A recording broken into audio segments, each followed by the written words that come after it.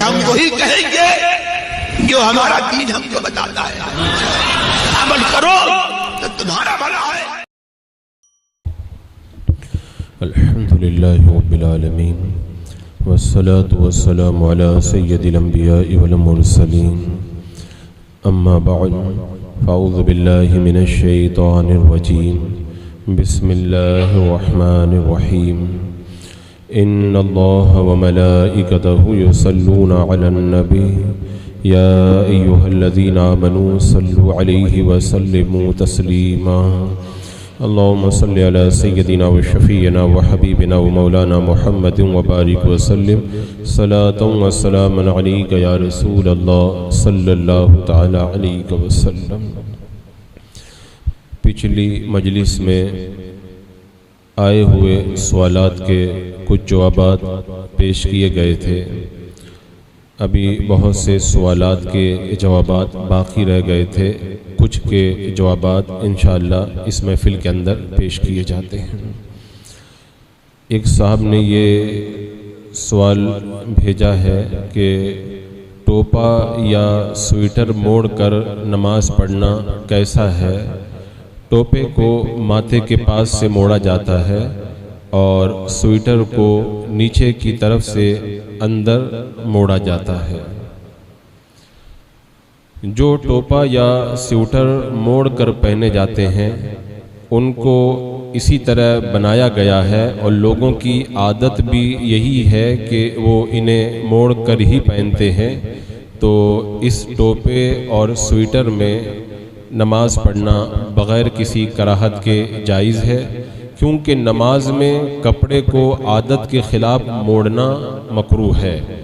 اور یہ ٹوپا اور سویٹر جو موڑ کر کے پہنے جاتے ہیں ان کو بنایا ہی اسی طرح گیا ہے اور لوگوں کی عادت بھی اسی طرح پہننے کی ہے، لہذا ان کو پہن کر کے نماز پڑھنے میں کوئی حرج نہیں ہے. واللہ تعالی اعلم. یہ ایک سوال ہے کہ کیا آنکھ میں دوا ڈالنے سے روزہ ٹوٹ جاتا ہے؟ آنکھ میں دوا ڈالنے سے روزہ نہیں ٹوٹتا ہے. آج کل کچھ لوگ نئی تحقیق کے نام پر یہ مسئلہ پیش کر رہے ہیں کہ آنکھ میں دوا ڈالنے سے بھی روزہ ٹوٹ جاتا ہے، حالانکہ ہمارے فقہائے کرام نے میڈیکل سائنس کی نئی تحقیق اور نئے ریسرچ کے مطابق دوبارہ پھر اس مسئلے پر غور کیا تو حکم وہی ہے جو ہمارے فقہائے کرام نے بتایا کہ آنکھ میں دوا ڈالنے سے روزہ نہیں ٹوٹتا ہے. واللہ تعالی اعلم. ایک سوال ہے کہ اگر بالغہ لڑکی کسی مرد کے ساتھ گھر سے چلی جائے اور اس کے ساتھ نکاح کر لے، ماں باپ اس نکاح سے راضی نہ ہوں تو کیا والدین کی مرضی کے بغیر اس لڑکی کا نکاح صحیح ہو جائے گا؟ اگر وہ مرد اس لڑکی کا کفو ہے، یعنی مرد کی قوم، اس کا پیشہ، اس کا مذہب وغیرہ، ان میں ایسی کوئی کمی نہ ہو جو اس لڑکی کے باپ وغیرہ کے لیے ذلت و رسوائی کا سبب بنے، تو والدین کی مرضی کے بغیر لڑکی نے جس سنی مرد کے ساتھ نکاح کیا وہ نکاح ہو جائے گا. اور اگر وہ مرد جس کے ساتھ میں اس لڑکی نے نکاح کیا ہے وہ اس لڑکی کا کفو نہیں ہے، یعنی قوم میں یا پیشے میں یا مذہب میں ایسی کمی ہے جس کی وجہ سے لڑکی کے باپ وغیرہ کے لیے ذلت و رسوائی کا سبب بنے، تو اس غیر کفو کے ساتھ اگر وہ لڑکی بھاگ کر کے نکاح کر لے تو یہ نکاح صحیح نہیں ہوگا. واللہ تعالی اعلم. ایک صاحب نے یہ پوچھا ہے کہ عورت کا بھووں کو سیٹ کرانا یعنی بھووں کے بال اکھیڑنا کیسا ہے؟ بھووں کے بال بغیر ضرورت کے نوچنا جائز نہیں ہے. اللہ کے رسول صلی اللہ تعالیٰ علیہ وسلم نے ارشاد فرمایا کہ بال اکھیڑنے والیوں پر اللہ کی لعنت ہے. تو بلا ضرورت اگر کوئی عورت اپنے بھووں کے بال نوچتی ہے تو یہ ناجائز ہے. ہاں اگر بھویں زیادہ گھنی ہو جائیں جس سے چہرہ بدنما لگے یا شوہر کے لیے نفرت کا سبب ہو تو جتنی ضرورت ہو ضرورت کی مقدار بال تراش سکتی ہے، جبکہ غیروں کی مشابہت، فساق کی مشابہت لازم نہ آئے۔ تو ضرورت کے وقت میں ایسا کرنا جائز ہے، ضرورت کی مقدار بلا ضرورت بال نوچنا جائز نہیں ہے۔ واللہ تعالی اعلم۔ ایک سوال آئے کہ چپل پہن کر کے جنازے کی نماز پڑھنا کیسا ہے؟ جس جگہ نماز پڑھ رہے ہیں اگر وہ جگہ ناپاک ہے تو اس جگہ پر ننگے پاؤں یا جوتا پہن کر نماز پڑھی تو نماز نہیں ہوگی۔ ہاں اگر جوتے اتار کر ان جوتوں پر کھڑے ہو کر کے نماز پڑھی تو نماز ہو جائے گی، جبکہ جوتے پاک ہوں۔ اسی لیے اعلیٰ حضرت رضی اللہ تعالیٰ عنہ فرماتے ہیں کہ احتیاط اسی میں ہے کہ جوتا اتار کر اس پر پاؤں رکھ کر کے نماز پڑھی جائے کہ زمین یا جوتے کا تلا اگر ناپاک ہو تو نماز کے اندر کوئی خلل نہ پایا جائے۔ واللہ تعالی اعلم۔ یہ ایک صاحب نے پوچھا ہے کہ کیا پیر اور جمعرات کو روزہ رکھ سکتے ہیں؟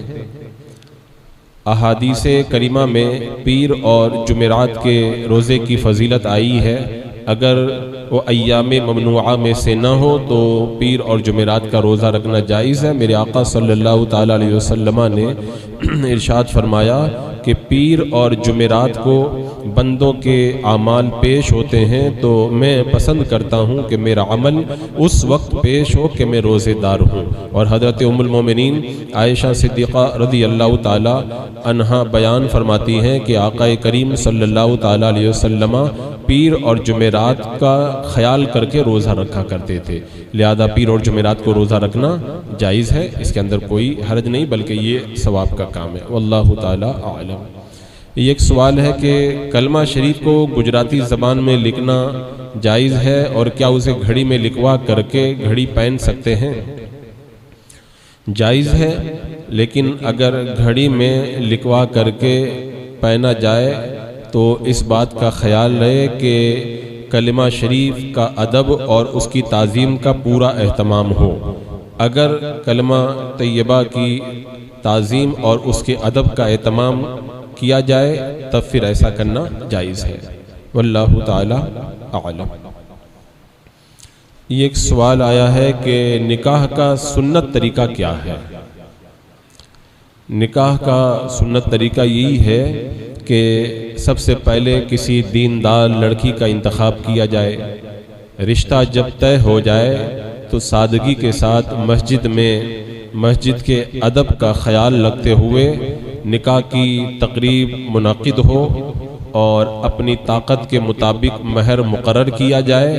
اب جن دو مسلمان مرد اور عورت میں شرعاً نکاح جائز ہے، کوئی رکاوٹ نہیں ہے، تو اب دلہن اگر بالغ ہے تو نکاح پڑھانے والا دلہن سے اجازت لے کر مجلس نکاح میں آئے، اور اگر دلہن بالغ نہیں ہے تو اس کے ولی سے اجازت لے لے اور پھر دلہے کو کلمہ طیبہ، ایمان مجمل اور ایمان مفصل پڑھایا جائے، پھر کھڑے ہو کر کے خطبہ پڑھے، پھر دلہے سے کہے کہ میں نے بحیثیت وکیل فلاں بنت فلاں کو اتنے مہر کے بدلے آپ کے نکاح میں دیا کہ آپ نے قبول کیا۔ جب دلہا قبول کر لے تو دونوں کے درمیان محبت کی دعا کرے، پھر اس کے بعد جب بیوی کی رخصتی ہو جائے، شب زفاف گزر جائے تو سنت کو ادا کرنے کی نیت سے ولیمہ کیا جائے۔ یہ ہے نکاح کا سنت طریقہ۔ اب اس کے بعد میں نکاح سے پہلے، نکاح کے وقت یا نکاح کے بعد میں جو بھی رسمیں وغیرہ برتی جاتی ہیں وہ ہمارا اپنا اضافہ ہے۔ اسلام کے اندر نکاح کا بالکل آسان طریقہ یہ ہے۔ واللہ تعالی اعلم۔ ایک سوال کسی نے بھیجا ہے کہ قضا نمازیں ادا کرتے وقت ہر نماز کے بعد دعا کرنا ضروری ہے یا تمام نمازیں ادا کرنے کے بعد میں اخیر میں دعا کر لی جائے؟ نماز کے بعد دعا مانگنا مستحب ہے۔ حضرت ابو امامہ رضی اللہ تعالیٰ عنہ بیان کرتے ہیں کہ اللہ کے رسول صلی اللہ تعالیٰ علیہ وسلم سے پوچھا گیا کہ کون سی دعا زیادہ سنی جاتی ہے، تو میرے آقا صلی اللہ تعالیٰ علیہ وسلم نے ارشاد فرمایا رات کے نصف اخیر میں اور فرض نمازوں کے بعد میں، یعنی ان وقتوں میں اللہ تعالیٰ دعائیں زیادہ قبول فرماتا ہے۔ اور آقا کریم صلی اللہ تعالیٰ علیہ وسلم ہر فرض نماز کے بعد دعا کرتے تھے، لہٰذا ہر نماز کے بعد دعا کرنا ضروری نہیں، یہ سنت مستحبہ ہے۔ اگر چاہے تو ہر نماز کے بعد دعا کرے اور چاہے تو اخیر کے اندر دعا کر لے، واللہ تعالی اعلم۔ ایک صاحب پوچھ رہے ہیں کہ مجدد اعظم یہ لقب اعلیٰ حضرت کا ہے یا مجدد الف ثانی کا ہے؟ بلا شبہ شیخ مجدد الف ثانی رحمۃ اللہ تعالی علیہ نے بہت سارے دینی کارنامے انجام دیے اور آپ اپنے دور کے مجدد ہیں، لیکن مجدد اعظم یہ اعلیٰ حضرت امام اہل سنت امام احمد رضا خان علی رحمۃ و رضوان کا لقب ہے، کیونکہ اعلیٰ حضرت رضی اللہ تعالیٰ عنہ نے سینکڑوں کتابیں لکھ کر کے لوگوں کے ایمان، ان کے عقائد و اعمال کی اصلاح کا کام کیا، اور نہ صرف ہندوستان میں بلکہ ہندوستان کے باہر بھی آپ کو عوام اور خواص نے اپنا پیشوا تسلیم کیا، اور مجدد کا خطاب ہندوستان کے علماء نے بھی دیا، اور مکہ کے عالم نے بھی آپ کو مجدد کا خطاب عطا کیا، لہذا آپ نے ایک نہیں بلکہ بے شمار گمراہ فرقوں کا رد کیا، اس لیے مجدد اعظم یہ اعلیٰ حضرت رضی اللہ تعالیٰ عنہ کا لقب ہے۔ یہ ایک صاحب پوچھ رہے ہیں کہ تہجد کی نماز کا صحیح وقت کیا ہے، تہجد کی نیت کیسے کریں اور نماز کا طریقہ کیا ہے؟ جس پر فرض نمازوں کی قضا باقی ہے کیا وہ تہجد کی نماز پڑھ سکتا ہے؟ عشاء کی نماز کے بعد رات میں سو کر اٹھیں تب سے لے کر سحری کا وقت ختم ہونے سے پہلے تک تہجد کا وقت ہے۔ عشاء کی نماز کے بعد رات میں جب سو کر کے اٹھیں تب سے لے کر سحری کا وقت ختم ہونے سے پہلے تک تہجد کا وقت ہے، اور یہ نماز نفل نماز ہے، جس طرح دوسری نفل نمازوں کی نیت کی جاتی ہے اسی طرح اس کی بھی نیت کی جائے۔ نفل کی جگہ صلاۃ اللیل یا تہجد کا لفظ بھی کہہ سکتے ہیں۔ تہجد کی رکعتیں کم سے کم 2 ہیں، اور آقا کریم صلی اللہ تعالیٰ علیہ وسلم سے 8 رکعتوں تک ثابت ہے، لہذا نفل نماز کی طرح نیت کر کے اسے نفل نماز کی طرح ادا کیا جائے۔ جس کے ذمے قضا نمازیں باقی ہوں تو اسے چاہیے کہ اپنی قضا نمازوں کو جلد ادا کرے۔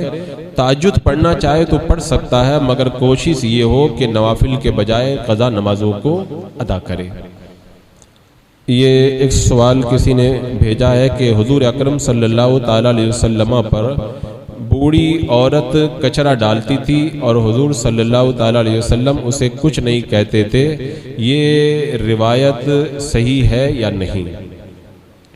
میرے آقا صلی اللہ تعالیٰ علیہ وسلم پر بوڑھی عورت کے کوڑا پھینکنے کی روایت کا حدیث کی کتابوں میں کوئی ذکر نہیں ملتا، نہ سیرت کی کتابوں میں اس کا کوئی پتہ ملتا ہے، اسی لیے علماء کرام نے اس روایت کو غیر معتبر اور غیر مستند قرار دیا، لہذا اس روایت کو نہیں بیان کرنا چاہیے، اس کو بیان کرنے سے پرہیز کرنا چاہیے، واللہ تعالی اعلم۔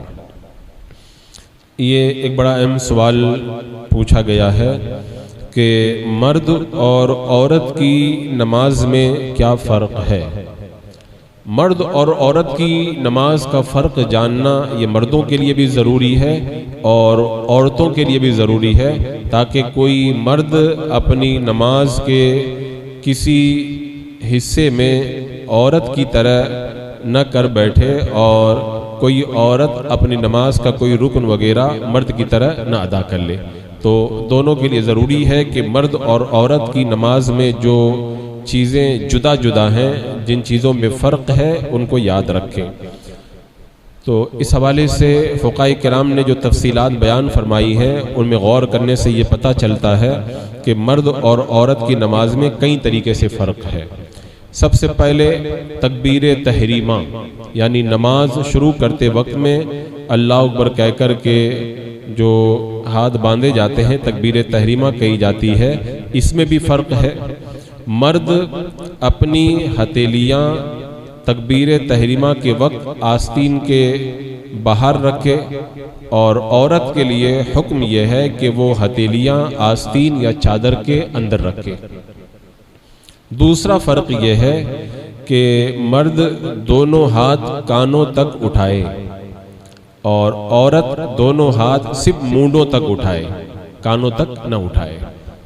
اس کے بعد میں تیسرا فرق یہ ہے کہ مرد اپنے ہاتھوں کو ناف کے نیچے باندھے اور عورت اپنے ہاتھ پستان یعنی چھاتی کے نیچے باندھے۔ چوتھا فرق یہ ہے کہ مرد جب ناف کے نیچے اپنے ہاتھ باندھے تو دائیں ہاتھ کی ہتھیلی بائیں ہاتھ کی ہتھیلی کے جوڑ پر رکھے اور چھنگلیاں اور انگوٹھا کلائی کے اگل بگل میں رکھے اور بیچ کی انگلیاں بائیں ہاتھ کی کلائی کی پشت پر رکھے، یعنی یہ جو جوڑ ہے اس پر ہتھیلی رکھے اور یہ 3 انگلیاں یہ اوپر رکھے اور 2 انگلیاں یہ دائیں بائیں اگل بگل رہے۔ یہ مرد کے لیے حکم ہے، اور عورت کے لیے حکم یہ ہے کہ بائیں ہاتھ کی ہتھیلی کو پستان کے نیچے رکھے اور دائیں ہاتھ کی ہتھیلی اس کی پشت پر رکھے۔ فرق سمجھے کہ مرد تو 3 انگلیاں اوپر رکھتا ہے اور 2 انگلیاں دائیں بائیں کرتا ہے، ہاتھ کی ہتھیلی کے جوڑ پر جو ہے وہ اپنی دائیں ہاتھ کی ہتھیلی بائیں ہاتھ کی ہتھیلی کے اوپر رکھتا، جوڑ پر رکھتا ہے، لیکن عورت کے لیے ایسا حکم نہیں ہے۔ عورت صرف بائیں ہاتھ کی ہتھیلی کو پستان کے نیچے رکھ دے اور دائیں ہاتھ کی ہتھیلی اس کے پشت کے اوپر ایسے رکھ دے۔ تو یہ چوتھا فرق ہے۔ پانچواں فرق یہ ہے کہ رکوع میں مرد پورا جھکے، اس طرح کہ پیٹھ خوب بچھائے کہ اگر پانی کا پیالہ پیٹھ پر رکھ دیا جائے تو ٹھہر جائے، اور عورت اتنا جھکے کہ ہاتھ گھٹنوں تک پہنچ جائے، یعنی مرد کی طرح پوری نہ جھکے بلکہ اتنا جھکے کہ ہاتھ گھٹنوں تک پہنچ جائے۔ پھر چھٹا فرق یہ ہے کہ مرد رکوع میں اپنا سر پیٹھ کے برابر رکھے، نہ پیٹھ سے اونچا رکھے نہ پیٹھ سے نیچا رکھے، اور عورت سر پیٹھ سے اونچا رکھے، برابر نہ رکھے، اپنی پیٹھ سے اوپر رکھے سر۔ اور ساتواں فرق یہ ہے کہ رکوع میں مرد ہاتھ پر ٹیک لگائے، یعنی گھٹنوں کو ہاتھ سے پکڑ لے، گھٹنوں کو ہاتھ سے پکڑ لے، اور عورت ہاتھ کو گھٹنوں پر رکھ کے گھٹنے پکڑے نہیں، گھٹنوں پر زور نہ دے۔ تو یہ ایک اور فرق ہے ان دونوں کے درمیان۔ آٹھواں فرق یہ ہے کہ مرد رکوع میں گھٹنوں پر ہاتھ رکھے تو انگلیاں خوب کھلی ہوئی ہوں، انگلیاں کھلی ہوئی رکھے، کشادہ رکھے، اور عورت انگلیاں کھلی ہوئی نہ رکھے۔ رکوع میں عورت جب اپنا ہاتھ گھٹنوں پر رکھے تو انگلیاں کھلی نہ ہوں بلکہ آپس میں ملی ہوئی ہوں۔ نواں فرق یہ ہے کہ مرد رکوع میں ٹانگیں نہ جھکائے بلکہ ٹانگیں بالکل سیدھی رکھے، اور عورت رکوع میں ٹانگیں جھکی ہوئی رکھے، بالکل مردوں کی طرح سیدھی نہ رکھے۔ پھر 10واں فرق یہ ہے کہ مرد جب سجدہ کرے تو پھیل کر کشادہ ہو کر کے سجدہ کرے، اور عورت سجدہ کرے تو سمٹ کر کے سجدہ کرے، کیونکہ عورت کے لیے پردے کا حکم ہے تو وہ سمٹ کر کے سجدہ کرے۔ پھر 11واں فرق یہ ہے کہ مرد سجدے میں بازو کو کروڑ سے جدا رکھے، پیٹ کو ران سے الگ رکھے، ران کو پنڈلی سے الگ رکھے، اور عورت جب سجدہ کرے تو بازو کو کروڑ سے ملا دے، پیٹ کو ران سے ملا دے، اور ران کو پنڈلی سے ملا دے، اور پنڈلی کو زمین سے ملا دے، یعنی پوری طرح سمٹ کر کے سجدہ کرے۔ پھر 12واں فرق یہ ہے کہ سجدے میں مرد کلائیاں اور کوہنیاں زمین پر نہ بچھائے بلکہ ہتھیلی زمین پر رکھ کر کلائیاں اور کوہنیاں اوپر اٹھائے رکھے، زمین پر ہاتھ نہ بچھائے۔ اور عورت کے لیے حکم یہ ہے کہ جب وہ سجدہ کرے تو اپنی کلائیاں اور اپنی کوہنیاں زمین پر بچھا دے، زمین سے ملا دے، مردوں کی طرح اٹھا کر کے نہ رکھے۔ اور پھر 13واں فرق یہ ہے کہ جب اتحیات میں بیٹھے تو مرد بایاں قدم بچھا کر اس پر بیٹھے اور دایاں قدم کھڑا رکھے، اور تمام انگلیاں پاؤں کی قبلہ کی طرف ہوں، اور عورت کیا کرے، دونوں پاؤں دائنی طرف نکال دے اور بائیں سرین کے بل زمین پر بیٹھ جائے، بائیں سرین کی بل زمین پر بیٹھ جائے۔ اور 14واں فرق یہ ہے کہ اتحیات میں جب مرد بیٹھے تو ہتھیلیاں ران پر رکھے اور انگلیاں اپنی حالت پر چھوڑ دے، نہ انگلیوں کو ملائے نہ انگلیوں کو کھولے، اصلی حالت پر انگلیوں کو چھوڑ دے۔ اور عورت کے لیے حکم یہ ہے کہ ہتھیلیاں اتحیات میں جب بیٹھے تو ران پر رکھے اور انگلیاں ملا کر کے رکھے۔ یہ جو موٹے موٹے 14 فرق ہیں ان کو میں نے آپ کے سامنے رکھا۔ تو مرد اور عورت کو چاہیے کہ اپنی نماز میں جو ارکان وغیرہ ادا کرے، رکوع سجدہ وغیرہ ادا کرے، تو ان چیزوں کا خیال رکھے تاکہ نماز صحیح طریقے سے ادا ہو پائے۔ واللہ تعالی اعلم۔ ایک سوال یہ ہے کہ کسی کا انتقال ہو تو اس کو تلقین کرنے کا طریقہ کیا ہے؟ یہ بھی بڑا اہم سوال ہے۔ تلقین 2 وقت میں کی جاتی ہے، ایک جب جاں کنی کا وقت آئے، روح نکلنے لگے، تب تلقین کی جاتی ہے، اور دوسری تلقین جب بندے کو قبر کے اندر رکھ دیا جائے، دفن کر دیا جائے اور قبر کو برابر کر دیا جائے، تب تلقین کی جاتی ہے۔ دونوں کا طریقہ الگ الگ ہے۔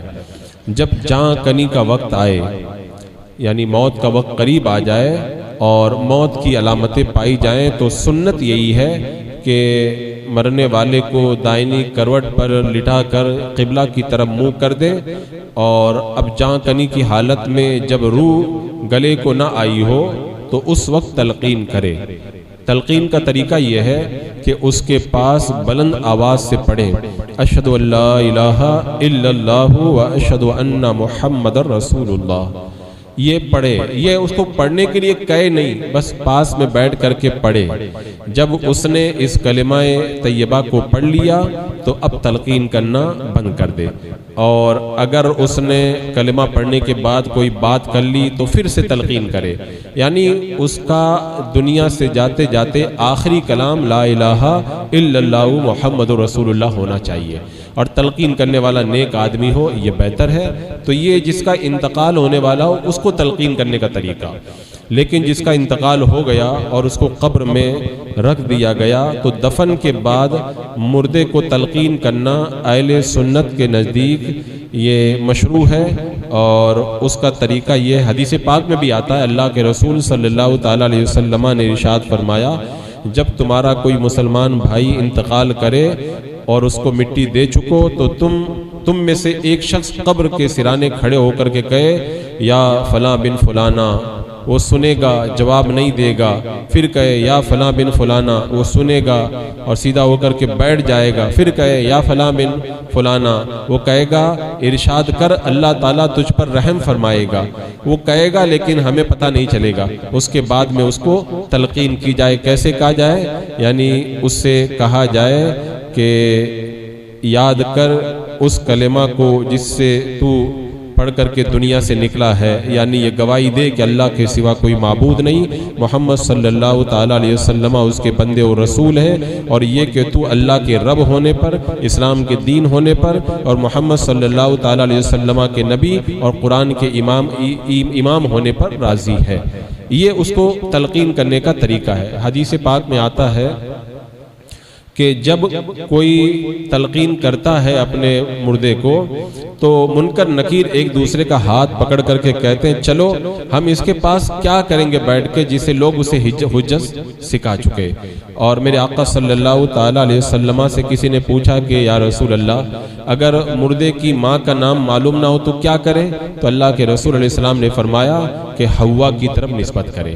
تو اس کا آسان طریقہ جو ہمارے بزرگوں نے بتایا تلقین کا وہ اسی طرح ہے کہ جب قبر پر مٹی برابر کر دے، لوگ واپس جائیں تو قبر سے جو قبر کے پاس جو ہے کھڑے ہو کر کے یہ کہا جائے کہ اے فلاں بن فلاں تو لا الہ الا اللہ کہے، 3 بار یہ کہے، اور پھر کہے کہ تو کہے کہ میرا رب اللہ ہے، میرا دین اسلام ہے، اور میرے نبی محمد صلی اللہ تعالی علیہ وسلم ہے۔ تو جو بھی آسان طریقہ ہو اس انداز کے اندر اس کو تلقین کرنا چاہیے۔ اس کے بعد میں ایک سوال میت کو نہلانے کے حوالے سے کیا گیا ہے کہ میت کو نہلانے کا طریقہ کیا ہے؟ میت کو نہلانے کا طریقہ یہ ہے کہ جس چارپائی پر یا تخت پر میت کو نہلانے کا ارادہ ہو اس کو 3 یا 5 یا 7 بار دھونی دے دیں، یعنی جس چیز میں خوشبو رکھی ہوئی ہے، خوشبو سلگ رہی ہے، اسے 3، 5 یا 7 بار چارپائی کے چاروں طرف گھما دیں جس پر میت کو غسل دینا ہے۔ اب اس کے بعد میں میت کو اس چارپائی پر لٹا کر کے ناف سے گھٹنوں تک کسی کپڑے سے چھپا دیں۔ پھر نہلانے والا اپنے ہاتھ پر پہلے کپڑا پہن لے، پھر استنجا کرائے، پھر نماز کے جیسا وضو کرائے، یعنی منہ دھلے، پھر کونیاں سمیت ہاتھ دھلے، پھر سر کا مسح کرے، پھر پاؤں دھلے۔ لیکن میت کے وضو میں گھٹنوں تک پہلے ہاتھ دھلنا اور کلی کرنا اور ناک میں پانی ڈالنا، یہ 3 چیزیں نہیں ہیں۔ اب اس کے بعد میں سر اور داڑھی کے بال اگر ہوں تو پاک صابن وغیرہ سے اس کو دھل دیا جائے، پھر بائیں کروٹ پر میت کو لٹا کر سر سے پاؤں تک بیری کا پانی بہا دیں، اتنا بہا دیں کہ پانی بہہ کر کے چارپائی یا تختے تک پہنچ جائے۔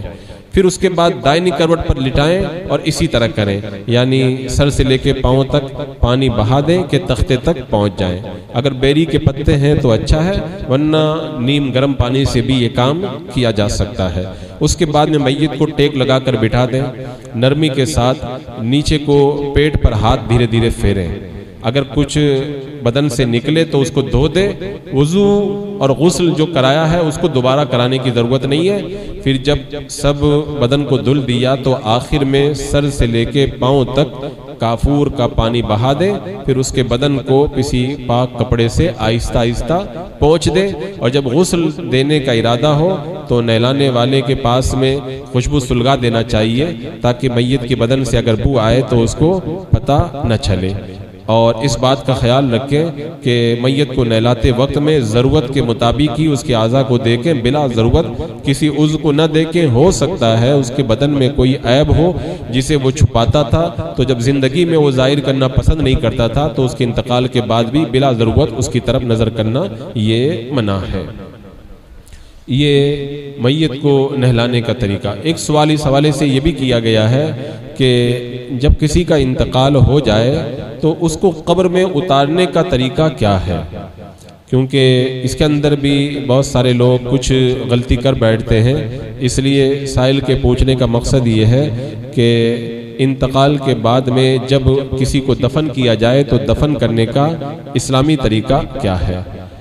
اسلامی طریقہ دفن کرنے کا یہ ہے کہ قبر میں 2 یا 3 جو نیک لوگ ہوں وہ اترے۔ بہتر یہ ہے کہ طاقتور ہوں، نیک ہوں، امانت دار ہوں، ان کو قبر میں اتارا جائے تاکہ کوئی نامناسب بات دیکھے تو لوگوں کے سامنے ظاہر نہ کرے، کیونکہ اگر کوئی امانت دار نہیں ہوگا تو لوگوں میں چرچا کرتا پھرے گا، غلط چیز دیکھی ہوگی تو اس کو بتاتا پھرے گا۔ اب اس کے بعد میں جب جنازے کو قبر میں اتارنا ہو تو جنازہ قبر سے قبلہ کی جانب رکھنا یہ مستحب ہے کہ مردہ قبلہ کی جانب سے قبر میں اتارا جائے، قبلہ کی جانب سے قبر میں اتارا جائے۔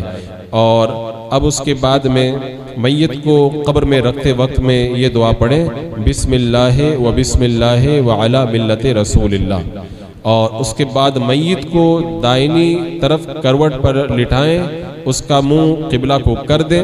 اگر قبلہ کی طرف منہ کرنا بھول گئے تو جب تک تختے نہیں لگائے ہیں، یعنی تختہ لگانے کے بعد بھی یاد آ جائے تو تختہ ہٹا کر کے قبلہ کی طرف کر دیا جائے۔